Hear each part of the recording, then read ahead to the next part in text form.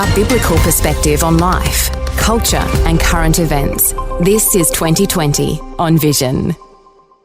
We're going to be talking about Christians and natural medicine. We're exploring some elements of health and faith today with a special guest who integrates her Christian faith into her naturopathic practice. Naturopathy deals with natural medicine as an alternative approach to mainstream medicine. Some Christians express concern about naturopathy, often because of a perceived philosophical tie to New Age spirituality. So how does Christian faith align with naturopathic practice? After all, the concept of natural remedies is for many listeners a high priority. And there's considerable doubt over the power, influence and integrity of mainstream medicine pushed by Big Pharma. A conversation today about natural remedies and discussing connection to biblical teachings. Esther Thomas is a Christian clinical naturopath. She's the founder of Olia Health, a clinic that emphasises healing for body, mind and spirit. She's married to an Associate Baptist pastor. There's a good context in that, and is a former school chaplain too. Esther, a special welcome along to 2020. Thanks, Neil. It's a joy to be here and be able to talk to all of you about a topic that's very close to my heart. Well, Esther, let's start with what might be one of the more controversial things around natural medicine, the idea that naturopathy is aligned with the New Age and you shouldn't have anything much to do with that. I guess you get that sort of comment from time to time? Yeah, absolutely. I think when speaking to Christians, it's a bit of a mixed bag. Some people are all for natural medicine. Other people are a little unsure. And there's definitely that question of, if I see a naturopath, am I dabbling in something New Age? So definitely get that question. Okay.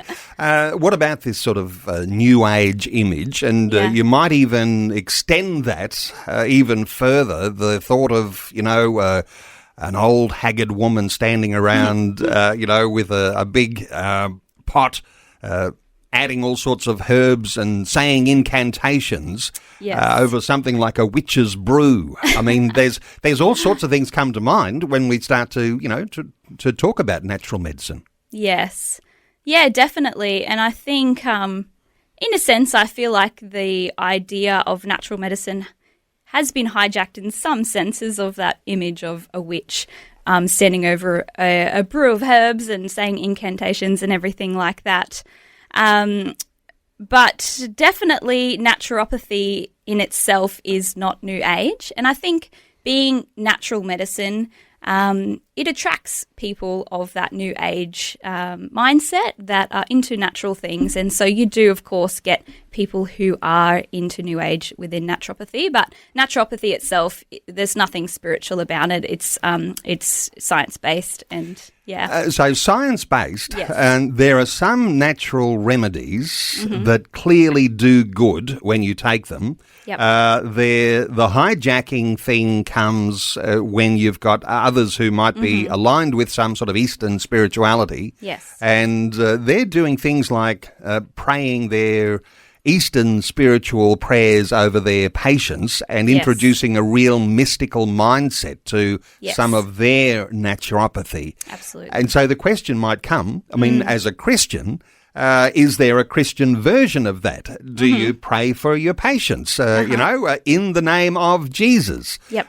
This sort of thing, how does that work with Christians and naturopathy? Yeah, so as a whole, I practice mostly science-based. So, naturopaths, they study a Bachelor of Health Science, and there are some people that call themselves naturopaths that are actually not naturopaths, and so you have to be careful of that as well, making sure you've got somebody who is degree qualified. So that's really important. And then doing some research around if you can see if they're into anything New Age. For the most part, they shouldn't be, and if they are, they usually would specify, I also might do Reiki or something like that, which you say, obviously, no to. But for me personally, as a Christian, I attract a lot of Christian patients to my clinic. So for those that I know who are Christian, I definitely always try and incorporate God into my consults. So I often offer to pray with them during the consult. For me, as well as a Christian, I'm relying on research, but I'm also relying on wisdom from God, from the Holy Spirit's leading in what I do for each of my patients. So definitely pray every day. And for those that are Christians, I offer to pray for them within the consult. And all of them just absolutely love that aspect, because I say, well, God has given us all of these beautiful things through creation to be able to utilize. But at the end of the day, God is also healer. And so we do what we can for our physical bodies. We look after our bodies, but we also trust in the one who created us for healing as well. Do you find that some of your patients or clients, do you call them patients? Or do you I call them patients, Yep. Yep. So do you find that some of your patients, they come to you and they've been to other naturopaths who have had this sort of Eastern mystical, almost cultic reliance on all sorts of other strange faith? Yes. And then they come to you and they notice there's a difference. How do you how do you reconcile that? Do they come from that background? Even the Christians? Yes. Yeah. So I definitely, some of my patients have seen other naturopaths who they've said, I just didn't feel quite comfortable with a few of the things that they were doing. And I have a separate kind of advertising for my Christian naturopathy as well. And so a lot of people will Google search for a Christian naturopath and find me. And so they say, I just want to find someone that aligns with my values so I feel safe and I don't feel like I have to cover myself in prayer every time I go and see my naturopath. So, yeah. Yeah. Hey, you've got your own story to tell as well. Let us in on what you were battling and natural remedies that were able to help you on your pathway. Yeah, so basically my journey started when I was 14. I went from being really sporty, age champion at school, really fit, and then all of a sudden just so fatigued that I couldn't get out of bed. It was quite a drastic change, and I ended up having to have half a year off school, struggled to even walk down the stairs. And so I started doing investigations through the GP. I was there all the time doing blood tests and all sorts of things. And basically, because my blood tests were coming back as normal, the GP was saying, well, there's not much wrong with her. I think it's just being a teenager. And so that was quite frustrating because it was clear that there was something wrong and we weren't getting answers. And that's where I actually had... I was living on Russell Island at the time, actually, and going to a beautiful church over there, and a naturopath named Alan Profke. He was a beautiful Christian man. He came and he spoke at our church, and that's where we started to go, hey, maybe there's some other pieces to the puzzle and there's some other things to explore. Before that, I didn't even know what a naturopath was. So, so moving on from that, I started to see him. I started to make some changes to my diet, taking some certain supplements and things like that. And straight away, he knew what was going on and how to treat it. And for me, it was just a light bulb of how come this isn't more straightforward in the mainstream? How come we're not taught a lot of these things in school? And there was just a chain of events that led me down a road of, okay, I want to do my own research. I want to look into this more. So I found myself researching a lot in my spare time, and my health improved drastically. And then later on down the line, I also got diagnosed with endometriosis. So there was a few things going on in my health, and I wouldn't have been able to figure that out if I hadn't seen a naturopath. No doubt there'll be some listeners who might be thinking, what are the remedies that you took to help you along that direction? And yes. We should open our talkback line and just allow listeners to come into our conversation today. Lots of dimensions that you can explore here. Yes. And I'm sure that Esther won't mind even sharing some thoughts around some issues and treatments that you might try, because listeners, Esther, are all around Australia and sometimes in very remote places, and oftentimes reliant on perhaps what you call, I guess, orthodox medicine, the medicine that's taught in the university for our doctors. Yep. It's not that long ago, is it, that naturopathy became more of a orthodox science on its own. I mean, can you reflect on that, the history and when naturopathy became more a mainstream, something that you should actually think more about? Yeah, I think obviously natural medicine has been around since the beginning of time. So it's and in many cultures it's more part of the mainstream and has been for a long period of time. I think in the West, because there's been a little bit more of a pharmaceutical focus when seeing a GP, and because GPs see so many patients throughout the day, often only get 10 minutes with their patients, and there's a lot of burden on mainstream medicine. I think the focus from preventative medicine has shifted.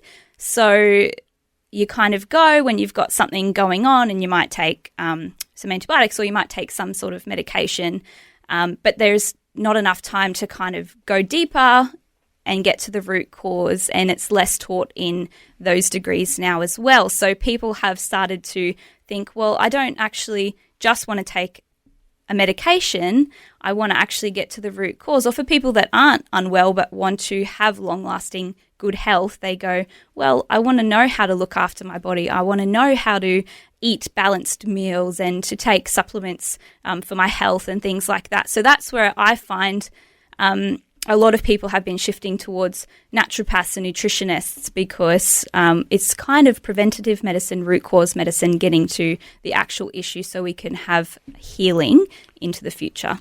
We might get to some conversation around whether it's one or the other or both. Yep. But just before we take a short breather break, the thought of aligning a naturopathy with a biblical understanding. I mean, come back to God. What has God got to say about whether things are natural? Does he speak into the orthodox medicine and also some alternative medicines, natural therapies and things? Yep. What do you understand from the scriptures? Absolutely. I think the mention of food and herbs and other things is right throughout Scripture. God is the creator of herbs. He's the creator of plants. So when you start to study herbs and vegetables and fruits and all of these things down to their scientific core level of all of the constituents that work together synergistically to produce a result, you go, wow, God created that for a purpose. And definitely throughout my degree, that was very solidified, that this is not just random. This is created amazingly by God. And so for me, it's so clear that God has created these things. And when you look at different herbs and different plants that have different medicinal properties, you go, well, God obviously knew that we needed these things for our benefit, for our health. And so there's tons and tons of scriptures. The one that I often quote is obviously the one of that we should love God, which is the first commandment. We should love God with all of our heart, with all of our soul, with all of our mind, and with all of our strength. So this is one that I often quote in that it's a whole body. It's not just we pray every day and we eat McDonald's every day and hope for the best. It's we want to honor God with our bodies. So what we put in our bodies, how we look after this temple God's given us. We want to honor him with our mind, with our thoughts, with every aspect of ourselves. So yeah, there's tons of scriptures in Ezekiel 47 verse 12. It talks about that the fruit will be for food and the leaves for healing. Genesis 1:29-30 talks about that, behold, I've given you every herb that yields seed, which is on the face of the earth, and every tree whose fruit yields seed. To you it shall be for food. Psalm 104 verse 14 says, he causes the grass to grow for the cattle and herbs for the service of man. 1 Timothy 5:23 says, no longer drink only water, but use a little wine for your stomach's sake and for your frequent infirmities. So it's talking about the medicinal uses of that. And Isaiah 38 verse 21 says, let them take a lump of figs and apply it as a poultice on the boil, and he shall recover. So that's just a few examples of the ways that herbs and plants are talked about in Scripture. Wonderful stuff. Esther, why don't we let listeners help direct where our conversation goes today. Bernadette is in Kingston in South Australia. Hey, Bernadette, welcome. Hi, thanks, Neil. Yes, I've been very interested from what Esther's saying about healing, because I've got a friend who started getting into natural healing. I'm a lady on there called Barbara O'Neill, and so I've started trying some of those things, and I've tried putting cloves and castor oil together, and I've had earaches. Really helped with a little cotton bud, helped my ears, and a bit of castor oil at night on the side of my head. Supposed to help the headache. I'm finding that's really helping. Yep. And in the morning, I've been having natural salt and having a drink of ginger, lemon juice, a little bit of oil first thing in the morning, and I'm finding it's good for my tummy. Great. And, so those things have been a real help what I've been taking. And I think there's a lot to say with the natural. I mean, there's a place for some medicine, but then I've had a real reaction with some medicines, like I've had some, like ibuprofen and some of those things, and they haven't worked for me, so I thought, no, so... Bernadette, wonderful to hear from you. Let's get a thought or two from Esther. Esther, what are you thinking when you're hearing from Bernadette?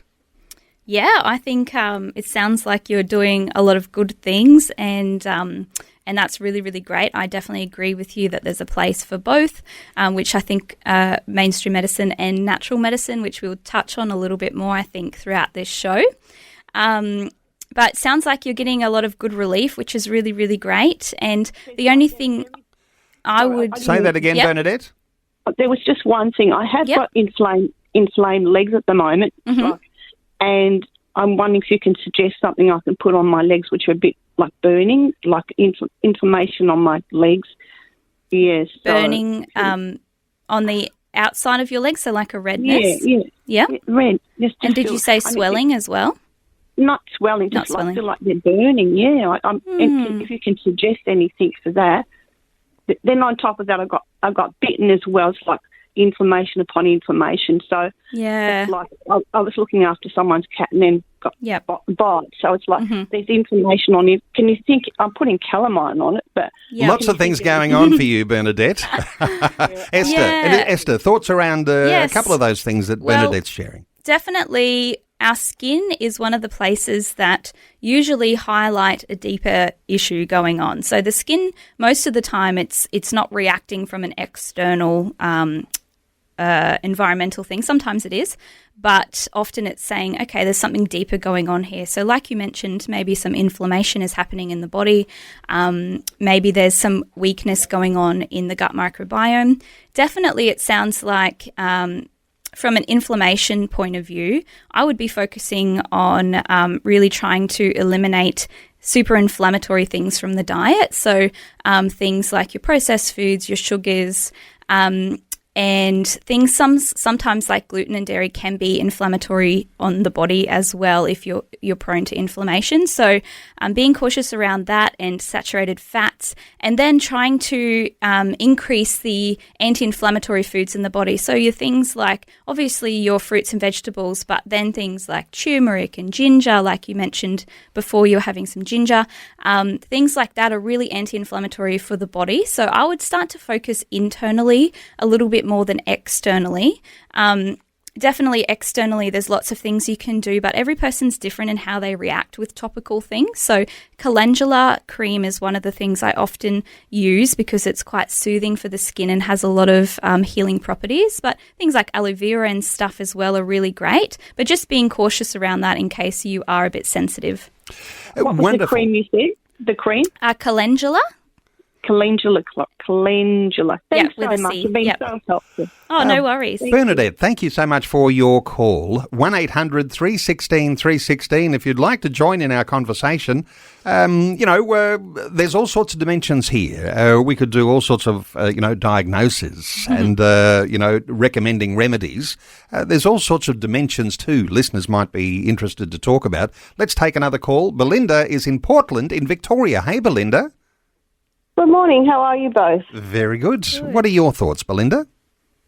Just wanting to talk about when you talk about Reiki, and like I sort of avoid any naturopath that uses Reiki because I just am not sure what they're actually channeling when you're giving that therapy. Like I've read that it's about, your life forces and etc. But on my side of looking at it, is that not a spiritual practice that you? Or I just wanted to ask you that question. Mm-hmm. Is it a spiritual practice? Is that your question? Yeah, because you're not channeling in a life force that isn't that. Should we not just channel through God to heal people? Yeah, absolutely. So Reiki is energetic medicine, and I wouldn't say that all energetic medicine is bad, but definitely where you are not incorporating God into that energy healing, there can be major spiritual consequences of that, and definitely most people that I have met who practice Reiki are quite into the spiritual New Age space as well. So they are very much incorporating not just the energy side, but also that spiritual guidance, which if it's not rooted in God, then is dangerous. And interesting, while we've got Belinda on the line here, when we think about God, and he is, over all, he is our transcendent God. He is all-powerful.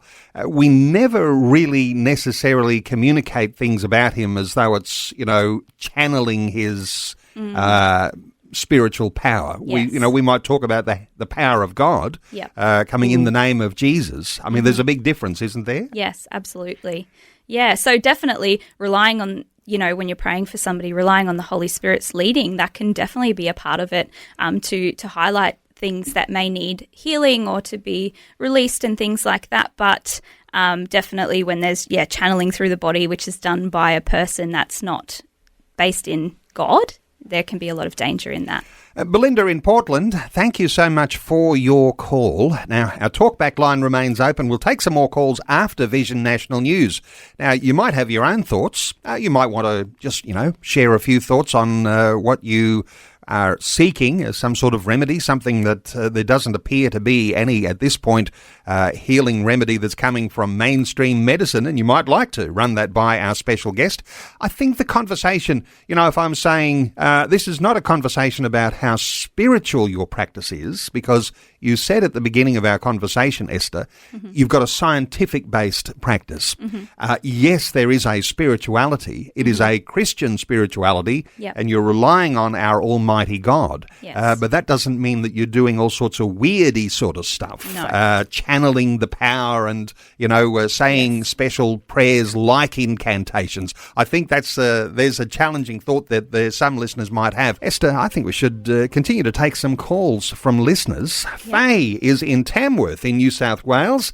Hello, Faye. Welcome. Oh, hello. Thank you so much. This is an amazing program, not just this program, but everyone you do every day. Look, I just want to advocate for herb-based products. I call them foods, because I had a mitral valve prolapse once, and it either had to be replaced or repaired. Well, getting on to herb-based products, that operation did not have to take place. Wow. So it was amazing. Yeah. But what I want to ask some help with today, there's so much talk about gut health, and there's so many different ways of fixing gut health up. And I'm just wondering if you can give me, your recipe or the best recipe for fixing gut health up, because I believe that it's the cause of lots of problems. Lots of people are concerned about gut health. Esther, your thoughts here for Faye? Yeah, well, there's a lot of talk around gut health because gut is really the powerhouse of the body in a lot of ways. It's like its own universe, and there are so many connections to our gut. And I recently did a podcast with somebody where we analysed his gut health in connection to mental health. So there's so many different aspects. And the thing with gut health is it's not one size fits all. So with your gut, you can have, for example, an overgrowth of bad bacteria. You can have parasites. You can have other things that are going on in the gut. You can have what we call intestinal permeability, which is aka leaky gut. You can have SIBO. You can have lots of different things going on. Commonly, one thing that I see is low good bacteria in the gut, which is often the culprit to a lot of gut issues, and where that connection to mental health and everything can be as well. And this can be from antibiotic use in the past, this can be from other pharmaceutical medications, it can be from stress, it can be from poor diet. So the thing with gut is it's hard to say do this because everyone is so different, and how I often will treat gut is reducing inflammation is one of the key things, supporting making sure your body has got enough digestive enzymes so that your body is breaking down food really well. One key area is diversifying your plant intake. So the research suggests that we should be having about 30 different plants per week in order to have a really healthy gut microbiome. So eating a diverse range of plant foods, so fruit, vegetables, nuts and seeds, those types of things. But if you're wanting to go more in depth, then I often would, with my patients, do a gut microbiome test. So we would look a bit deeper into the gut. This is done through a stool test. And we look at the microbiome, what's present in the good and the bad, what is there in terms of if there's any parasites or worms or anything else going on, so that we can target our treatment to that. But I would start with some prebiotics are basically the food for the gut. So prebiotic foods, and also taking some prebiotics like there's one called PHGG, which I commonly use, which is just basically a food for the good bacteria. I wouldn't be blanket... Is that PHGG? PHGG, so it's partially hydrolyzed guar gum. So you should be able to buy that from any health food store. Basically, I wouldn't be blanket taking probiotics because we don't know if you're low in those particular bacteria. Sometimes this can cause more harm than good. So I would be focusing more on prebiotic foods, diversifying how much plants you're eating to start off with. Faye, is that helpful? That is so helpful. And I just want to encourage people to have more herbs. But, ultimately... it's God using these herbs that heals our body, which is, we've just got so much to be thankful to Him for. Absolutely. Faye in Tamworth in New South Wales. Faye, thank you so much for your call. Our talkback line open on 1800 316 316. Some texts coming through too. Here's one that's a little bit open-ended. Sia in Adelaide says, hello, question for Esther. What's your favourite recipe? Oh, that's a tricky question, Sia. Chocolate cake. I really enjoy cooking, so I often don't use recipes. I'm one of those people that just kind of wings it and hopes for the best. The only time that has not gone good for me is one time when I tried to make sourdough bread. But outside of that, but what I tend to really enjoy making is like nourish bowls, because you're ticking all of the boxes of a complete meal with that. So your nourish bowls usually contain some kind of good carbohydrate, like some quinoa or brown rice, usually a diverse range of vegetables, maybe some edamame in there for some protein, and then also a meat-based or plant-based protein with it, and then some sauerkraut or kimchi, something like that for your gut, and then extra virgin olive oil and lemon juice, because you're kind of ticking all of the boxes there of your veggies and your proteins and your carbohydrates and your gut health. So wonderful stuff. I think everyone's got their favourite recipe, but there might be some ingredients you can add to it that make it a healthier version. Absolutely, yeah. Okay, and another text came from Louise, who said, thank you, Esther, for practicing naturopathy as God has shown in the Word. There are too many naturopaths out there who practice New Age and lead people in the wrong direction, which is what happened to me as a young woman. I'm now in my 50s and have come out of New Age and am born again, but still use natural medicine and feel blessed to come out of it. Thank you. What are your thoughts for Louise? Yeah, I'm sorry to hear about that in your earlier years, and certainly, like I mentioned before, New Age can intertwine with some natural medicine practitioners.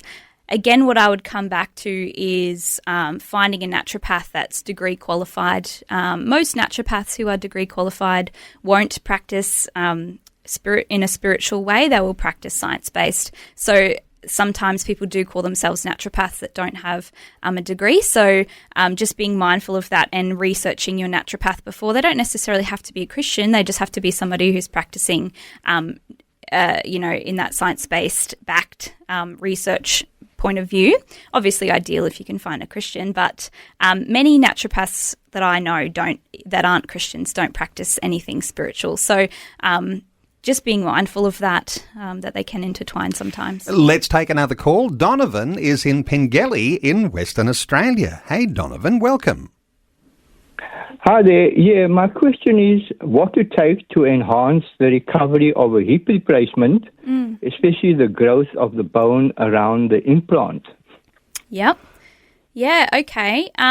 So I would be supporting definitely taking some omega-3s, so a really good quality fish oil supplement or a plant-based omega-3, incorporating a lot of those good fats into your diet as well, so your extra virgin olive oil, things like that. They're very anti-inflammatory.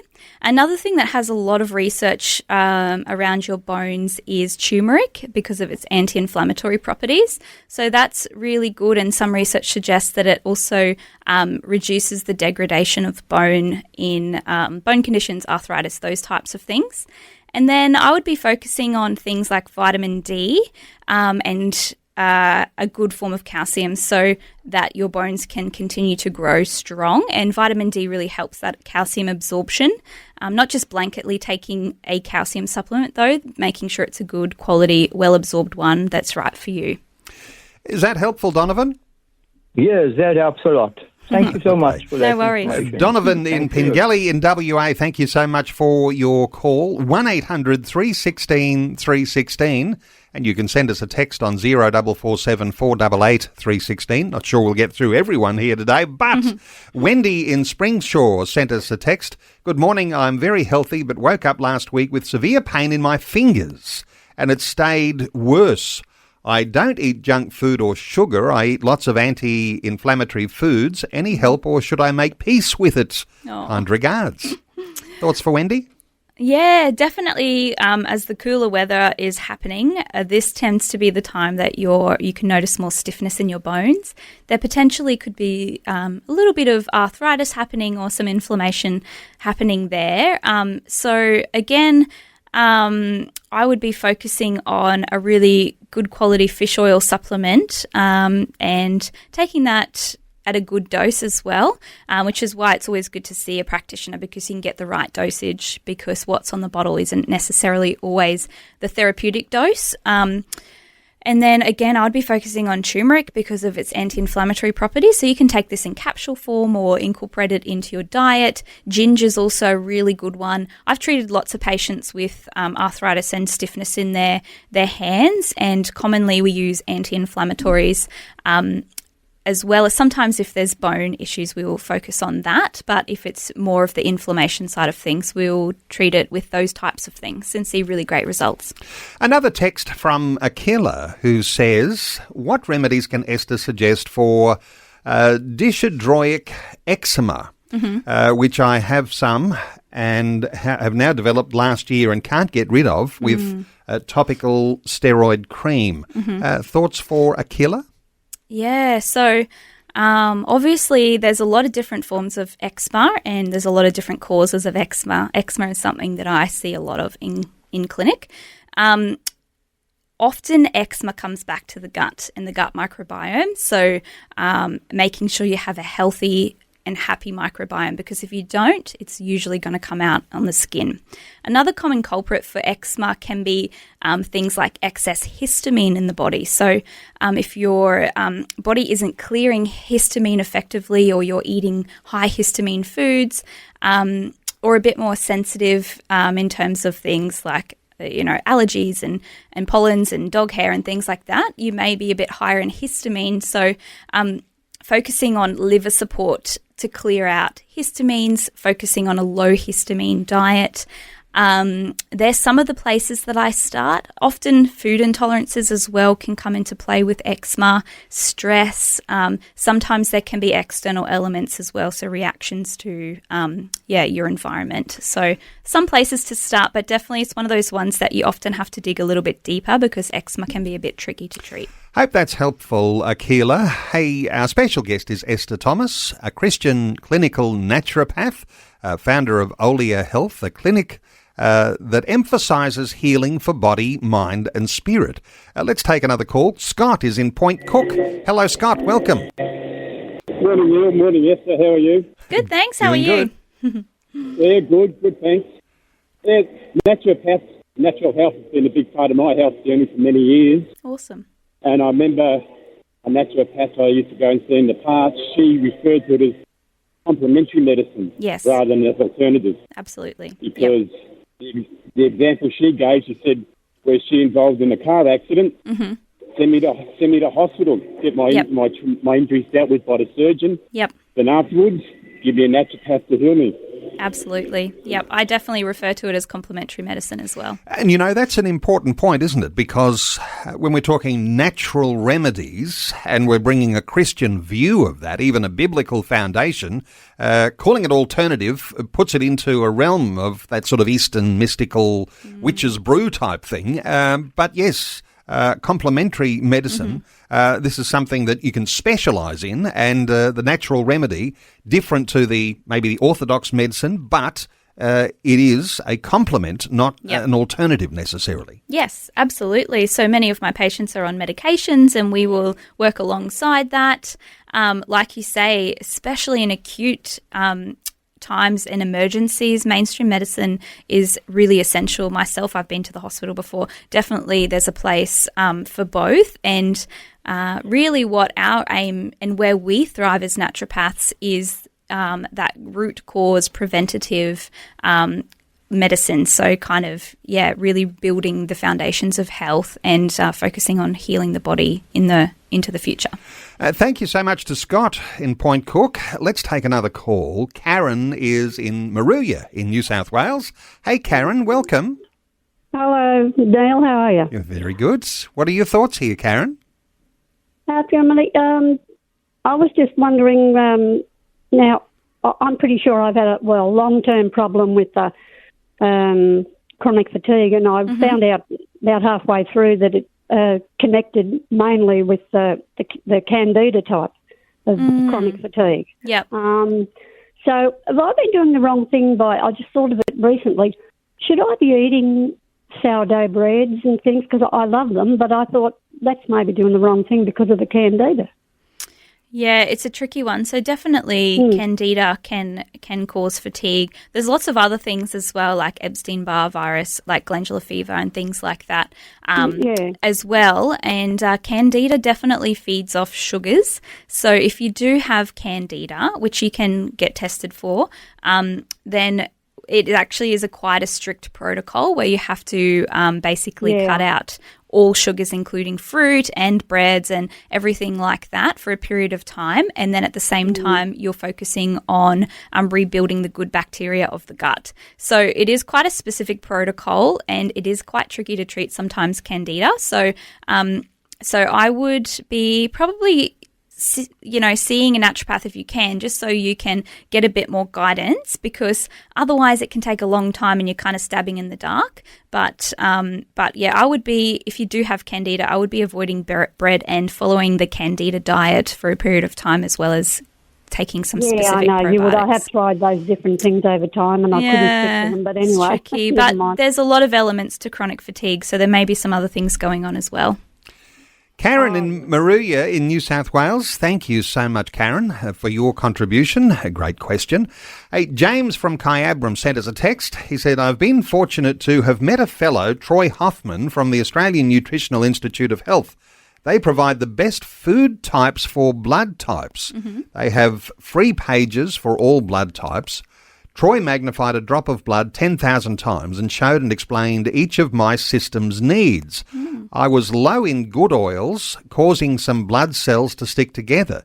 Very informative. He was able to upgrade everyone's metabolism. I've never regretted it. Is that a relevant thing that you can do as a sort of a test? Get that sort of blood test?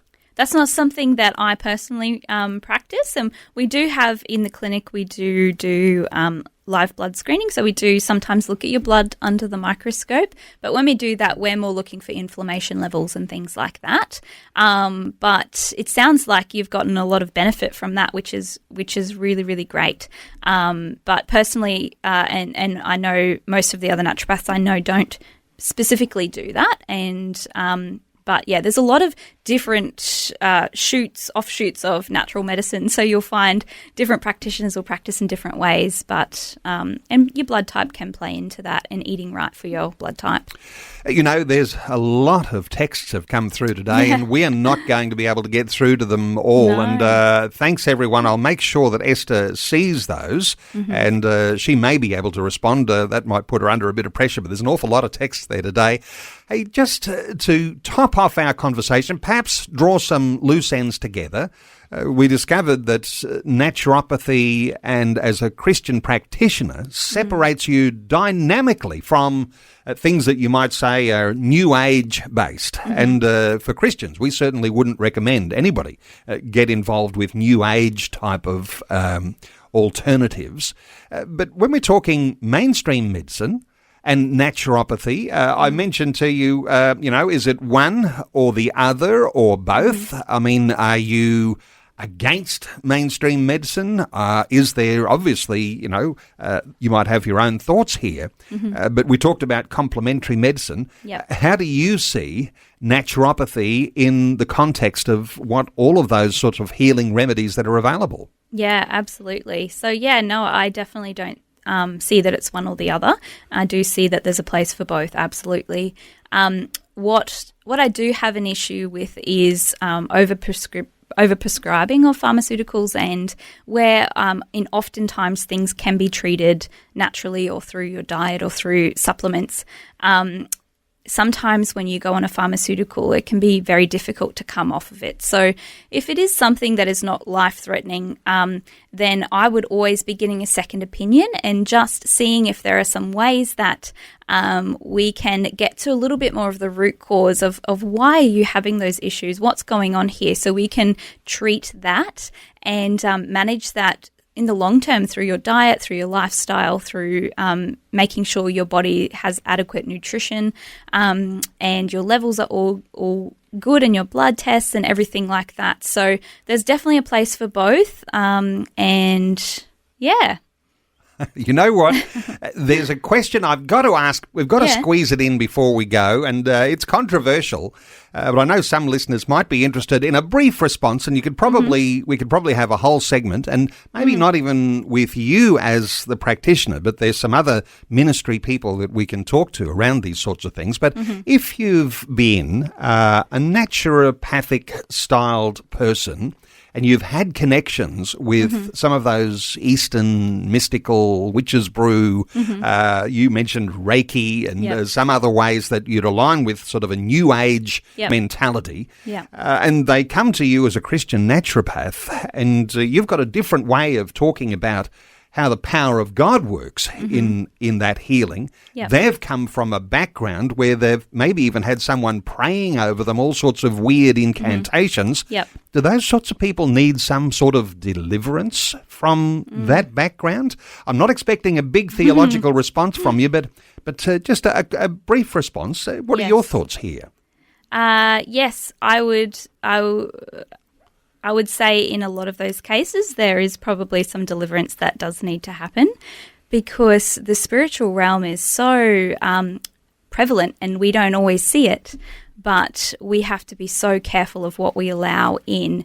And unfortunately, we're exposed to so many things that we don't even realize sometimes can be affecting us, even in our health. And I know this for myself personally. I've definitely had release of certain things that I wasn't even aware of that were there over the years. So definitely, if you've been involved in something like that and you've never really had prayer to be released of those things, then I would say that is probably a part of your journey that would be really beneficial and needed. Well, Esther, I think it's been such a valuable conversation that we've been able to have over this past hour. And there might be listeners who are thinking, I might send that podcast link on to some people who might need to hear some of the things we're talking about today. Yeah. Esther Thomas is a Christian clinical naturopath. And, just to get that context right, she says her practice is scientific based, but she's a Christian practitioner, so she recognises that there's a spiritual dimension to the things that she does. She's the founder of Olea Health, OLEA Health, a clinic that emphasises healing for body, mind and spirit.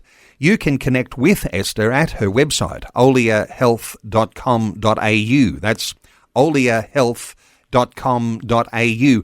And I think we should do this again another day, Esther. Clearly, there's a lot of listeners who are interested in a natural response for the challenges that they're facing. And certainly, I look forward to another opportunity on another day. But thank you so much for being with us on 2020. Oh, you're welcome. It's a pleasure to be here. And for those that are listening from other states, I see people all across Australia via telehealth. So if you're not here in the Brisbane area, then you're more than welcome to see me online as well. I would love to have a chat with you. Thanks for taking time to listen to this audio on demand from Vision Christian Media. To find out more about us, go to vision.org.au.